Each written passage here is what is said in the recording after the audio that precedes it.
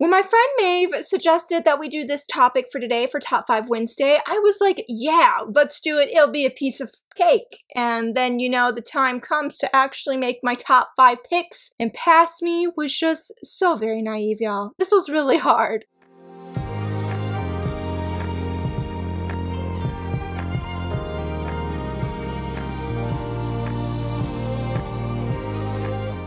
Hello friends, happy Wednesday. So very excited that you're here. So excited to have my normal excited energy back and feel pumped and energized for this video. Very thankful and thank you guys so much for all your loving comments and support on my manga news video. I was so nervous after not having any videos I should say last week, but you guys gave me such a warm welcome and it just really touched and warmed my heart. I'm so thankful for you guys. I really hope that you enjoyed today's video. We are talking about my top 5 shoujo manga and this was so hard. So I will say real fast, me and my friend Maeve at Maeve Ever Manga, I'll leave a link here to her channel, definitely check it out. Also check out her video today. We are doing a collaboration for at least the next 4 videos. I mean, we plan to do indefinitely here, but for the next 4 videos, we're sort of doing a series talking about our top 5 manga in each demographic. This week, we're starting with shoujo. And like I said, I thought it would be really easy. I was like, this would be a piece of cake, you know? It's gonna be a walk in the park. We're not gonna struggle. No. Because every time I made my top 5 picks, I doubted if those were really my top 5, or I was like, those are my top 5. But then I would think of other manga, and I was like, I can't include all of these manga. Eventually, at this rate, we're gonna be like a top 20 of shoujo manga, and I'm like, top 5, Laura, top 5. So I felt a little bit like Kenma from Haikyuu when Hinata asked him, what's your favorite video game? And Kenma is struggling so incredibly hard. And he's like, you know, can't you sort of do like the favorite like game style or gameplay or, you know, a certain genre? You know, like you gotta break it down. And honestly, that's what I had to do for myself because it was just overwhelmingly hard to just choose in general. I mean, I don't have villainous or isekai manga in today's video and my heart just totally broke, but on the flip side, because of filming this video, I will have to do a top 5 villainous and top 5 isekai, which me and Maeve have actually already talked about before. And before I forget, definitely go check out her video of her top 5 favorite shoujo picks in case if I didn't say that already. I don't know if she struggled as much as I did. I didn't get to see her picks and she hasn't seen my picks, so it's gonna be a really cool surprise to see what she chose. But yeah, so I broke it down a little bit and I tried to make it where it felt a little bit easier to pick manga for this prop today. I do want to say though, I did not say Kimi ni Todoke and Library Wars, 2 very big manga that played a big role in my life. I do have a video talking about how they were so instrumental and how they really got me into shoujo manga. Those are already in my top 5, but I'm not featuring them today, so go check out that video and we're just gonna say that I'm featuring as favorites, but with that video instead, because what I was driving this morning, I was like, Laura, Kimi ni Todoke, I'm like, you've reread it so much, and honestly, that is one of the things that I make for a personal rule for myself that I can't call it a favorite unless I've reread it. But I do have actually a few picks that I haven't reread, but I'm gonna say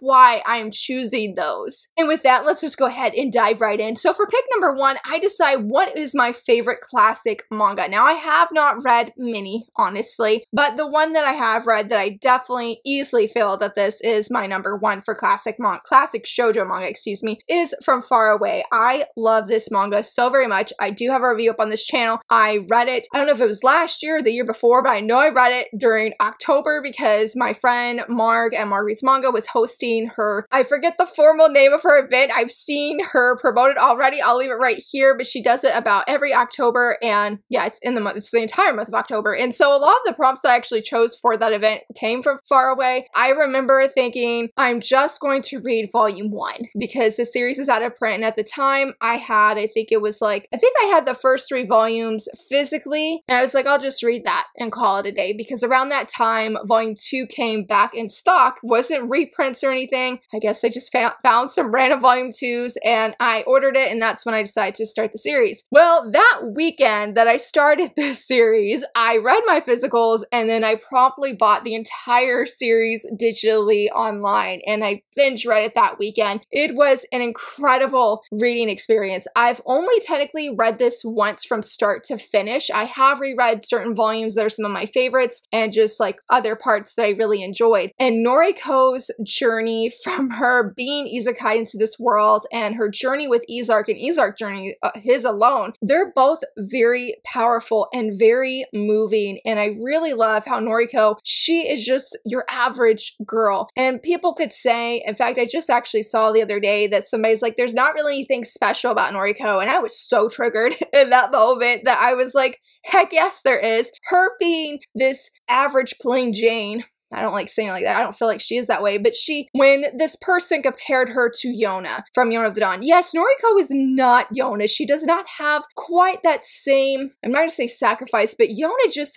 feels different. And Noriko is different from Yona. But I don't feel like Noriko is any lesser than Yona because Noriko is not out here going to war with other nations with just the dragons. You know, Noriko is not doing that, though Izark could be his own kind of dragon, if we want to say that. But I say all that because Noriko, I feel like her story is special because she doesn't have these special abilities. Izark is the one that's the monster in that he has these very incredible, scary abilities, and Noriko is there to show him he's not the monster he's always been told. He's not the monster that the prophecy has said that he is. And it's through her support and her love and her encouragement and being there for him, her friendship, that ultimately really changes him. And I think that's a really powerful part of this story. I almost have power of friendship, but I feel like it goes a little bit differently than something as simple or cliche as that. Even though I adore that trope, it is one of my favorites. It's very powerful in my opinion, but I think it goes to show that relationships can be life-changing and that relationships with people around you that are positive, that they really can help you to see your own self-worth. And even if you don't have any powers or you think, well, there's nothing good about me compared to XYZ person, this story shows, yes, you are still wanted, value, and you still bring meaning and purpose to this world, and this world, the people around you, they need you, despite, again, if you don't have any special abilities, say like in this story that Izark had. She sees her value, and I felt like the end of this manga was just so powerful, and even after all this time, even have not reread it in its fullness, it still has stuck with me in a really powerful way. And I feel like this story, regardless of its age and that it's an older classic manga, that it still touches readers today, that it still stands and has its own merits among all of the new tropes that I guess maybe, that's not the right word, but I feel like manga is different now than it was then. So we have the art style is definitely different, but it still holds up in time. I feel like it's still very beautiful. So I just feel like this manga is still very much needed. It's still very important. It's one I desperately hope that Viz Media will do a 3-in-1 reprint as they're doing with Red River. Please give it this kind of treatment. I really feel like if more people could get their hands on this series, they would deeply love it and be just as impacted as I was. For number 2 though, going into modern shoujo manga, especially like contemporary modern romance stories that are ongoing right now that I feel like are just taking the shoujo community by storm. For number 2, and that is sort of, I guess you could say how I did this one, is modern day romance. And I am saying Gazing at the Star Next Door. Now, unlike From Far Away where I only read it once, I've read every volume of this series at least 3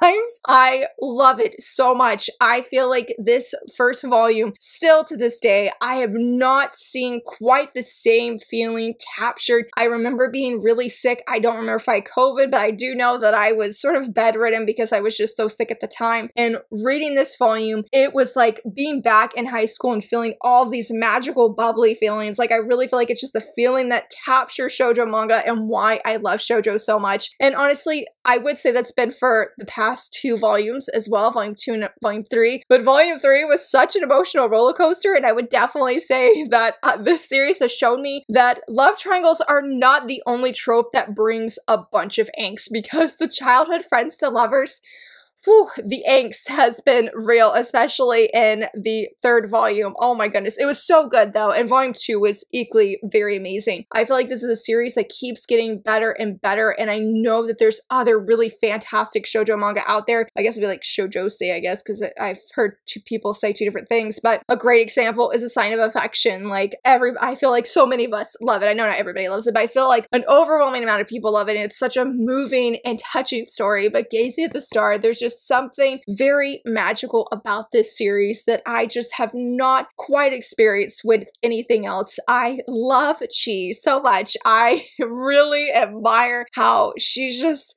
let's say, admire how she's on this roller coaster journey, but really just how her feelings are conveyed just feels so real and lifelike to me. This story is fictional, I realize that, and it's with sort of like a rising actor star here, but it still feels very grounding. It doesn't feel so outlandish that this could never happen or something. I don't know, it just, when I think about it, feels very down to earth. Maybe that's just how she is, and maybe our guy here too, even though I'm just like, the decisions you made at the end of volume 3, and I'll talk more about that spoiler free coming up this Friday in my reading wrap up video, but I love this series so much. It is just blown me away. I know I've said it before, but this is honestly my top 2 shoujo recommendations I would give to any person. I'm like, you have to try this. It's just so amazing. It's so very good, and I'm here for it every volume, and it definitely speaks a lot to me personally that when I read it, I go back and I reread it again because it's just so very good. Now for number 3, somebody could say, well, Laura, this one is also a modern day romance and it's ongoing. And yes, you would be right. You'd be 100% right, okay? I am not knocking that. But I had to break it down in some way because obviously if I'm recommending Gaze at the Star Next Door, then you guys know I'm going to be recommending Glasses with a Chance of Delinquent. This is coming out in English in January, but it is available in English on K-Manga right now. It is amazing. And the reason I want to say this, I put this in the delinquent category, but it was really hard because I have read Love That's an Understatement. I deeply, deeply love Volume 1. It would make my year if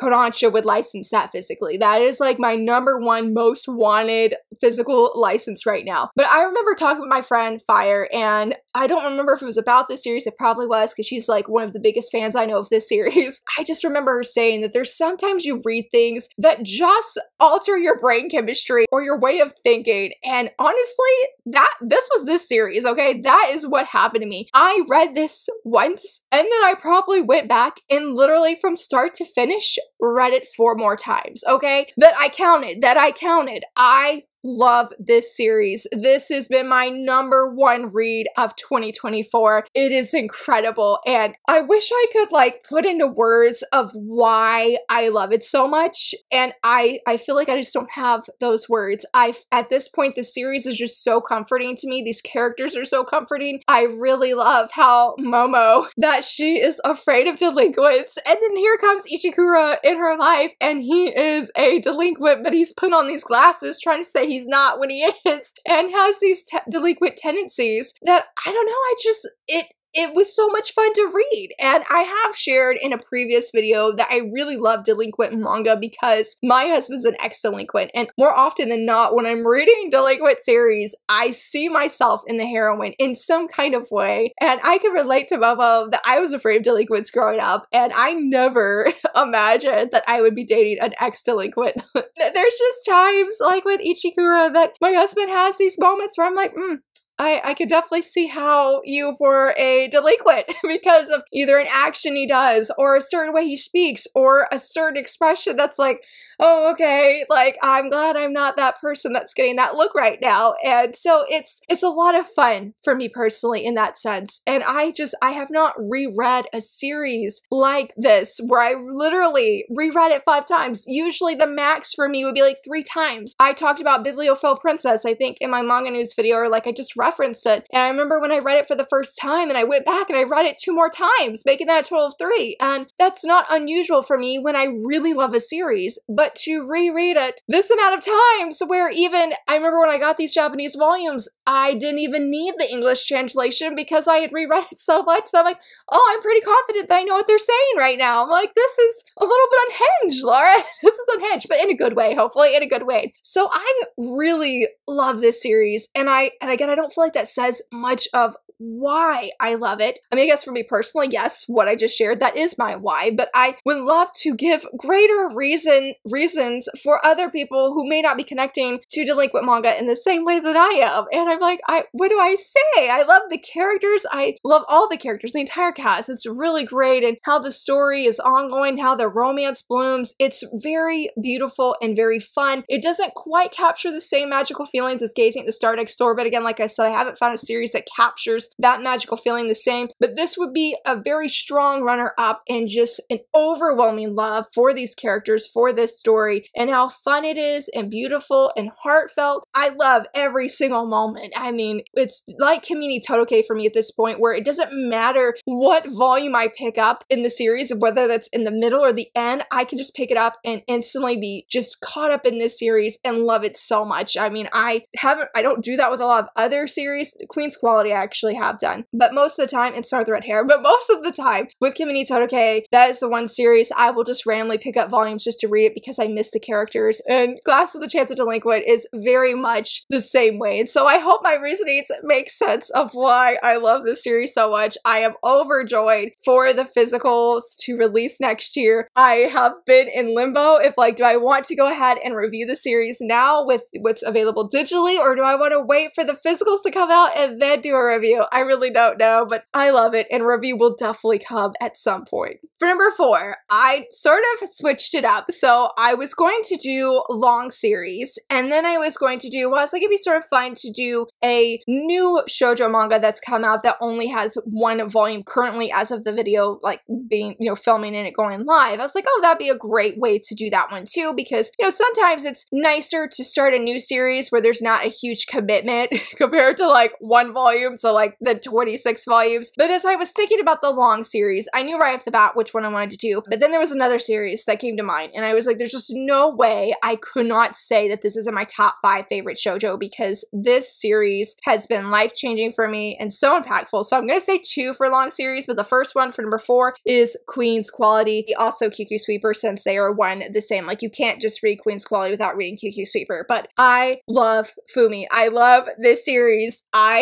This series, I remember I tried reading it a few years ago at Christmas, and the bugs in QQ Sweeper were like horrifying to me, and I was like, this is not something you read at Christmas time, and I dropped it. And then you guys were amazing and voted for it, and one of my Lara's Read and Review Shoujo Spree, it won, I think it was last year, and I read it, and this series I feel like is one of the most life-changing manga I've ever read. Like, it is up there with Haikyuu.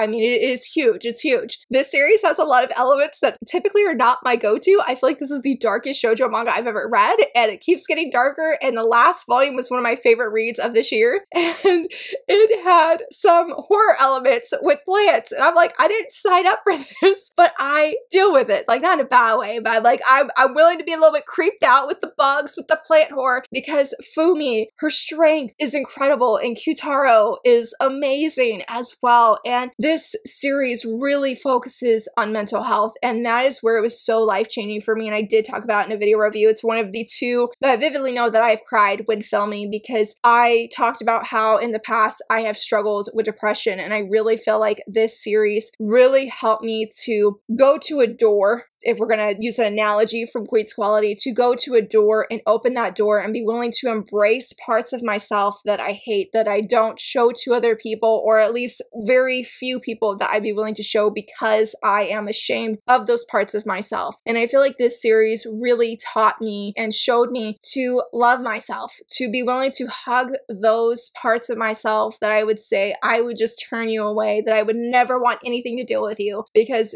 Fumi, going through certain parts in this series, for her to be able to hug a certain someone, and for her not to just outright take out this one certain character from the latest volumes, is incredibly inspiring to me, and I'm blown away by how regal she acts, how she truly acts like a queen, and I'm just, again, blown away so often by her decisions, and this series has definitely almost broke me more than once. In fact, there was a point, I don't remember which volume it was, it's when things go down with Kyutaro, if you know what I mean, in the later volumes like 17, 18, I remember getting to a certain point and I'm just like, I'm done. I'm done with this series. I'm like, I'm so broken for these characters right now, and there's no hope. Or at least it feels like there's no hope. And then I was like, you know, I was like, Laura, you can't stop here. I'm like, I know that you want to stop. I know your heart is broken, because I mean, really, I just felt emotionally overwhelmed for the pain and the heartache that these characters were experiencing, and I just felt completely devastated and just not in a mentally healthy place for myself. But I'm glad that at that time I read another volume, because this creator, when things things look the bleakest, when things look the darkest, there is always hope. There's always light. And when it breaks through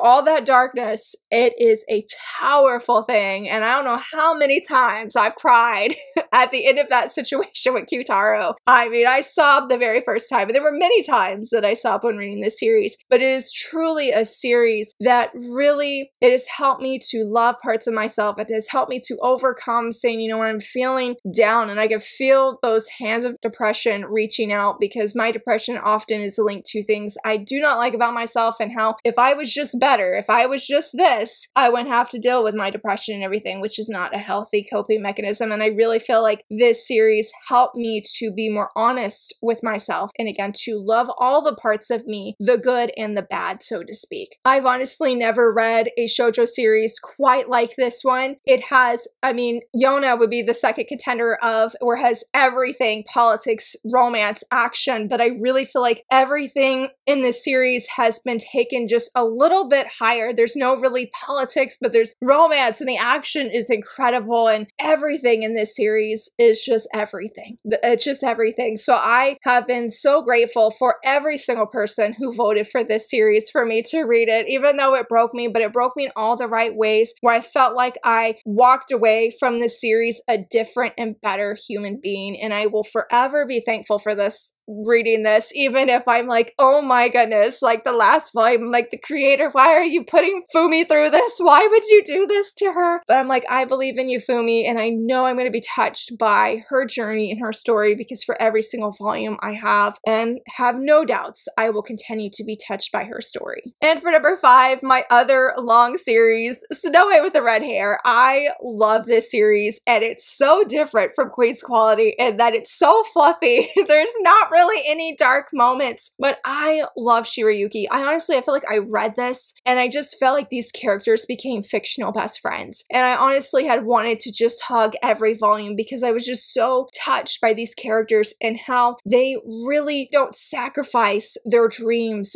for, trying to think of how to explain this. I feel like Shirayuki's a prime example. She could give up her dream as a herbalist and just stand by Zen's side. Standing by Zen's side is also one of her dreams, but here she is fighting, I guess for lack of a better word, fighting for this dream to stand by Zen's side, but on her own merits or her own capabilities. She's not just gonna get a shoe-in, I guess you would say, to be by his side, even though she deeply loves him. And I'm just really blown away by that, because as someone who is a really strong romantic, yes, growing up, I was like, I'll leave everything behind just to be with the person that I like. And thankfully, I never dated in high school, because that would have been really bad for me. And I should say that my husband was a good man, because he was the first man I ever like seriously dated. And I'm thankful that he was just so good. But anyway, I guess I'm blown away by that, and how she goes through these struggles, and how she continues to keep fighting, how she's growing as an individual. Like, she's not just growing as Zen's girlfriend. She's growing as Shirayuki the herbalist. And I find that so very powerful when reading this story. And not just Shirayuki, but Zen and the whole gang. I love all of them. And I just feel like this is a feel-good kind of story, but it definitely has high stakes at times, and there's not really angst, but there's definitely action that weaves in and whatnot, but it's a very slice of life. And I feel like the series reminds you to slow down and to appreciate the people around you, to appreciate those friends and those family who deeply love you and care for you, and how they are cheering for you to give your all and to successfully reach your dreams. It's a very powerful series, and it's in a very different way than Queen's Quality, but I feel like makes it no less powerful or significant. I also have a review of this series, and hopefully I did it justice, because I just feel like this is another series like with Glasses. It's really hard for me to capture how much I love this series, and I honestly feel like I don't do it justice enough on this channel. I don't talk about it nearly enough, but Shirayuki is one of my best girls. Like, when I think of favorite heroines that I have wanted to commission art with, because our commission art of, excuse me, because I've been so inspired by that individual. Shirayuki is one of them. I usually go for the best boys. I won't lie, I won't deny that, but Shirayuki is one of my best girls. And so I knew that even if I couldn't gush about this series itself as a whole and do it justice of why it's one of my favorites, Shirayuki, I knew I had to. I mean, I even cut my hair after reading like the first 2 volumes of this series because I was like, I want to cut my hair just like Shirayuki did. I don't know why I did at the time. I mean, I had no regrets. I was happy. Yeah, it's just Shirayuki is an incredible heroine. So inspiring, so courageous, and I love seeing her go forward. And I feel like this is just an interesting story for me in the sense of being a romantic that, yes, I love when Zen and Shirayuki are together. And ultimately, I want to see that. I long to see that. But at the same time, I'm content to see Shirayuki go on these other journeys that are separate from Zen and see her grow as an individual, and then also see Zen grow as an individual. That has been one of the most satisfying things for me in a series. And I never, ever imagined saying that because I'm like, I want to see the leads together, you know? I want to see some smoochies, and we don't really see that. But when we get it, it is worth it. It is beautiful. It's amazing. So I deeply love this series, and this was the first long series I thought of where I was like, yes, Shirayuki, hello. But then I thought of Fubi from Queen's Quality. I'm like, yeah, I have to feature them both because I love the series very, very much for different reasons, and I've definitely picked up random volumes from both series and just randomly read it. And usually I feel like Queen's Quality, I'm feeling very inspired, and then with Snare with the Red Hair, when I pick up a volume, I just have all these warm fuzzies and just feel like I'm so happy. I'm so happy to see these friendships being made and seeing these friends grow closer and again, just race after and go for their dreams. Like, I want to see so many wonderful things happen for these characters, and I really feel like that will happen, and it will just be so incredible when it does. And just to appease my brain here, because my brain's like, Laura, you can't forget featuring this one. So I'm just going to say it's an honorable mention for a new shoujo manga that I feel is a great one to check out that surprised me so much that I am currently saying is my favorites. It was my favorite read of last month. Again, stay tuned for Friday. I'll share more about it. And that is In Another World, My Sister Stole My Name. This was incredible. And I'm like, I would have never guessed I would love this series, or this volume, excuse me, as much as I did. And yes, I did reread this one 2 or 3 times because that is how much I loved it. But those are all of my picks for today. I did not mean to ramble, but I really hope you enjoyed this video. And I really hope I did all of these series justice of why I feel like they are my top 5 favorite shoujo reads, you know, in their different categories and whatnot, because it'd be hard otherwise. But yes, I hope that you enjoyed this video. I would love to hear what are some of your favorite shoujo manga, and if you enjoyed this video, please give it a thumbs up and subscribe, and thank you so much for watching. Bye!